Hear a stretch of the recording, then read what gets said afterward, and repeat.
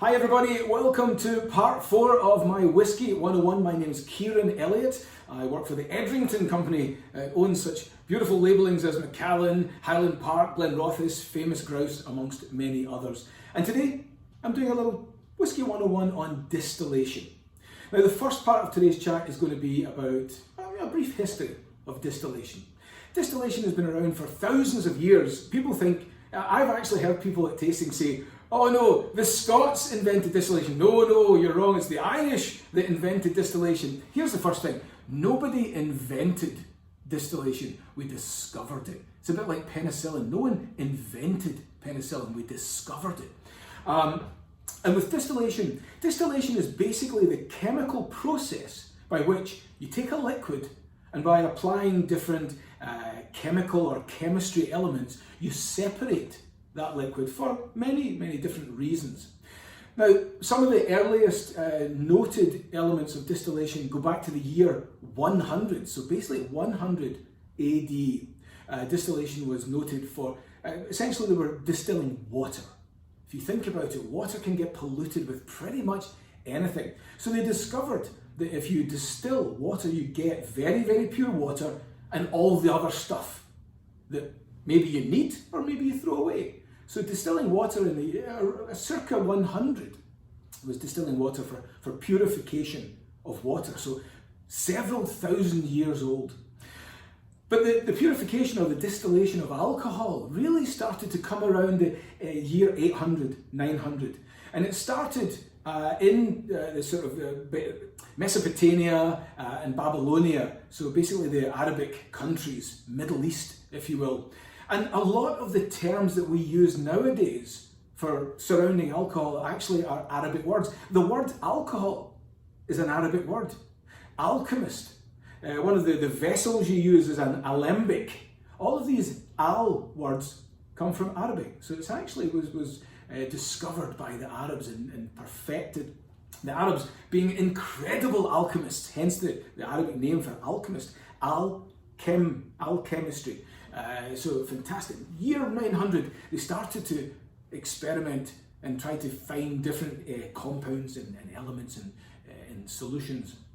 So they discovered that if you take beer or mead, which has been around for thousands and thousands of years, you take that and you distill it, and what happens is a much higher alcohol comes off first and leaves everything behind.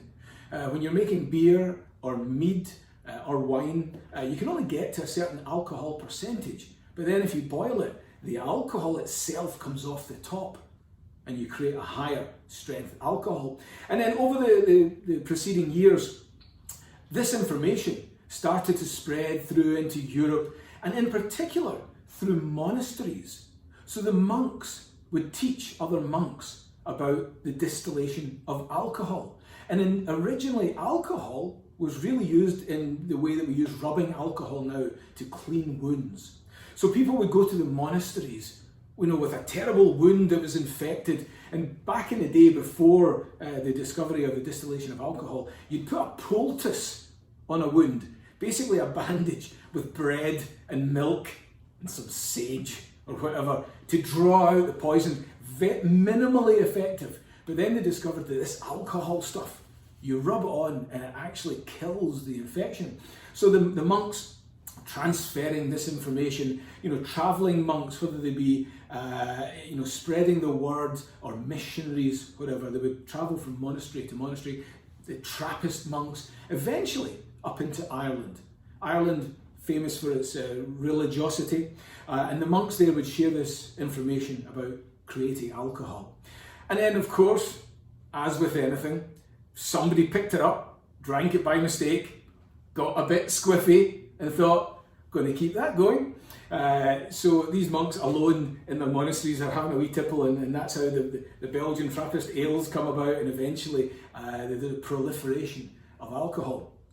And then when you start getting into the 1500s and the 1600s, they were starting to develop better methods of it, using pot stills to create a much purer alcohol, maybe double distillation to get a higher alcohol, and providing it for the kings and the noblemen of the day for a little drink of a Saturday evening.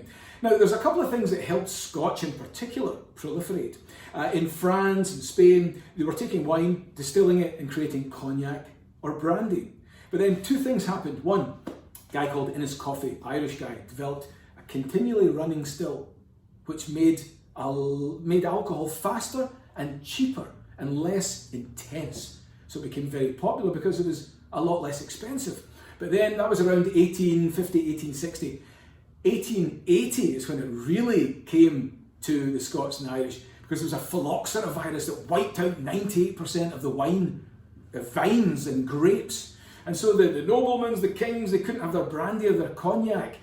So they switched to Scotch whisky and Irish whisky. At the time, the Irish were by far the world's biggest exporters of whisky with their pot stills.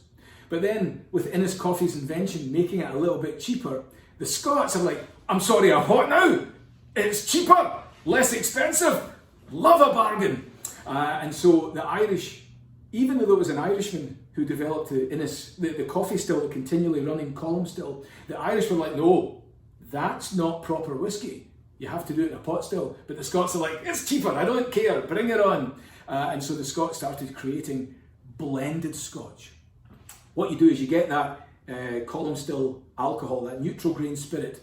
It's relatively featureless, so you blend in single malts from those wonderful pot stills that are a bit intense sometimes, but you blend it in and you end up with a much gentler and still relatively inexpensive whisky. And that was Scotches. The Scots that really proliferated blended Scotch. Now, a lot of people these days, now that Scotch, single malts in particular, have become way more popular than ever before, a lot of people I hear all the time are like, oh no, I don't drink blended Scotch. I only drink single malt, don't you know? I'm windswept and interesting. No, if it wasn't for the blended Scotches, the single malts would not have survived. We owe single malts survival and proliferation and multiple styles and distilleries to the strength of blended Scotch in the 60s and 70s, carrying those distilleries. So very important. Plus, if you've never tried Famous Grouse 18, you owe it to yourself to have some. It's amazing. Anyway, I digress. So that's kind of the basic, very, very top line history of distillation. But the process itself with regards to Scotch or Irish whisky is very specific. So very, very basically what you do is you start off with a grain. Scotch whisky, Irish whisky is grain based. So you take, in Scotch's instance, barley. You talk about single malt. The malt part, sorry, the gardener has just arrived on cue, and cue the gardener. The malt part of single malt refers to only using malted barley. And to start distillation, you get your malted barley. You soak the barley in water to get it to germinate, because the husk, the seed of the grain, I should say, contains starch. Starch is a very complex sugar, difficult to break down. You soak it in water to fool it into thinking it's underground, and it germinates. And itself, it actually converts the starch into maltose, a much simpler sugar, much easier to manipulate and create alcohol with. But the germination process is, if it's left to go too long, the little shoots start to wrap around each other. It makes a mess, so you have to dry the barley. So what you do is you spread it out on a permeable floor, set a fire in the floor below. The heat comes up through this barley, dries it, and halts the germination process. Then, once you've got your dry, malted barley, you crush it, you put it through a mill and crush it, and you separate the things you want from the things you don't. Grist, in particular, and the husks, you don't want all these, some elements, you want some, you want others, you don't want others. What you end up with is milling out and separating the sugars. You want that maltose, these sugars. Then you take your these lovely sugars and put it into hot water, and it creates a mash. Basically, warm, sugary liquid. It's called a mash. Then you add yeast, and yeast turns this sugar into alcohol. The very coarse way of describing it is yeast eats sugar, pees alcohol, and farts CO2. That's the process, very, very crudely. So you add yeast, and essentially after 3 or 4 days, you end up with a beer. For all intents and purposes, It's a beer. Now you take that and you put it into your first pot still. Now the beer is around 5% alcohol. You put it into the pot still and you boil it up. And alcohol boils off at around 60, 70 degrees Celsius. Water obviously boils off at 100.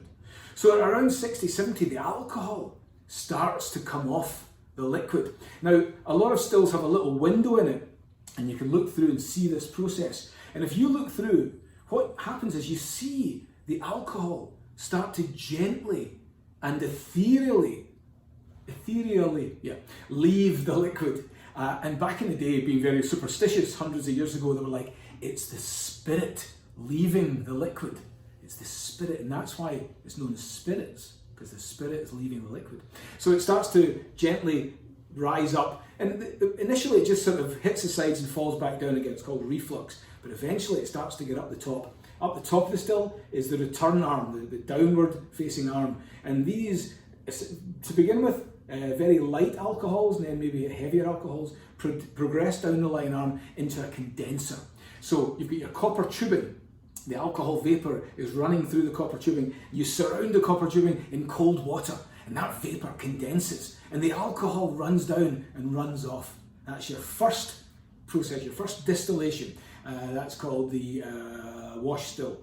Now, once you've put it through the first run of distillation, the first run, it's around 21% alcohol, might be a little bit higher, a little bit lower, but it's usually approximately 21%, certainly is at Macallan. Then you run it through a second distillation, the spirit still, and that takes it from 21 up to about 61.5% alcohol, there or thereabouts. Every distillery has different settings, but we tend to take it around 61, 62% alcohol. Now that's new make spirit. It can't be called scotch until it's been aged for a minimum of 3 years. So it's called new make spirit. And all of that alcohol that comes off at 60 odd percent, initially it's up at 90%, and then eventually it kind of runs down to 50, 40, blah, blah, blah. We only take a very small section, about 15, 16, 17% of the overall run. It's called the heart of the run. The rest is either thrown away or recycled. So it's a very small percentage. And we take that heart of the run and we put it into our exceptional oak casks. My previous show was all about the exceptional oak casks. So if you want to know more about maturation, check here on Facebook Live or ask me for the video, and I've got a separate piece on maturation. But we put the new make spirit into our exceptional oak casks, either American oak or European oak, maybe seasoned with sherry. Sometimes it's American oak seasoned with bourbon. Sometimes we've seasoned with port or with wine. Some of our whiskies are aged in ex-Rioja casks from Spain. This is Highland Park Twisted Tattoo. So you lay it down in those casks and you let it mature. When it comes off the still, there is flavour, but it's not overly approachable. It's very cereal based and a little bit of sort of coconut and that sort of thing. But then you leave it in those casks, and then we found out from an independent survey that up to 80% of the flavour and 100% of the colour comes from those beautiful, exceptional oak casks in Macallan, Highland Park and Glenrothes. So that's the basics. You start off with a beer, you boil it, you pull the alcohol off the top, do it a second time, and you end up with a lovely new make spirit that you can age into a beautiful single malt scotch like I have behind me. So there we are. Hopefully that's been of interest to you. Feel free to ask questions. I'm going to go down to my question thing here and see who else we have. We have David Zapata, hello from Boca Raton, hello there. Who else we got? We got Hector Andres Alvaco Torres. Good to see you. Liz Pape, my old voiceover agent in London. Hello, Liz. Rita Brianne from again, great to see you again. Andrew Gray, I haven't seen your name pop up in a while. And Armin Dorian, Dr. Armin Dorian is in the house. Thank you very much. Great to see you. Thank you very much for popping in. Matt Holgreave up there in Portland, Oregon. I'm going to say goodbye on my first feed here. Thank you very much for tuning in. I'll see you again soon.